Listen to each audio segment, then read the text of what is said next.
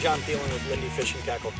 You know, I think we're all guilty of getting to a spot, drilling a bunch of holes, walking around with our sonar. We drop it in, we look, we say, oh, there's no fish here.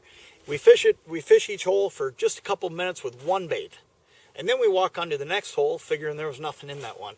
But I'm going to tell you, I do things just a little bit differently, and I want to show you why.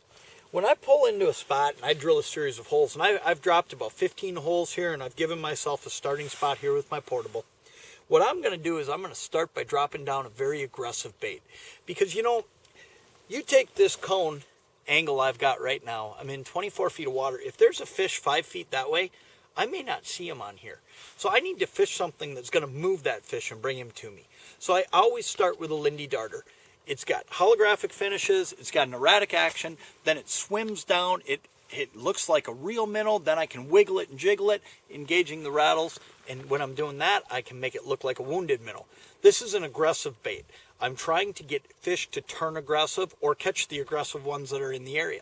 If I can't get them doing that, or if I catch everyone that I can or get them in and they look at it but won't take it, then I'm going to go to a rattling flyer spoon. Now what this is a little bit more subtle situational bait. And what I'm going to do is I'm just going to kind of wiggle it and jiggle it down there. And you can see the flash that thing's giving off. These holographic finishes are going to look like a wounded bait fish. I'll tip this with a minnow head.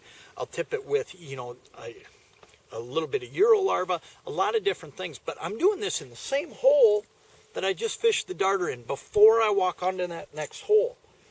Now, if I can't get them, let's say I've worked through a few holes and I'm just not getting these fish to go, before I give up on the area, I'm going to go to a bottom pounding jig. This is the slick jig, and I'm going to pull the knot all the way to the back of the line tie so that will make this thing pound bottom like this. And I'm just going to work it around with a full minnow, and I'm going to try to catch any of those fish that may be roaming further down and not really keyed in on minnows, which would have been the trigger with the darter or the flyer spoon. I'm actually going to try to catch fish that are feeding down on the bottom. They're usually eating larvae, anything that's buried down there in the mud. The slick jig is going to get me down into that zone. So, you know, all said and done, what I'm trying to say is don't give up on an area before you work through an array of different actions. And, you know, I interject some different colors into that stuff too. When I'm walking hole to hole, I see a lot of guys walking, they're carrying their graph and they're carrying one rod. When I'm walking hole to hole, I'm carrying a graph and my rod bag.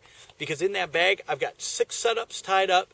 I'm ready to go, and I can fish them all 2-3 minutes at a time, and I'm going to find out real quick if there's any fish around.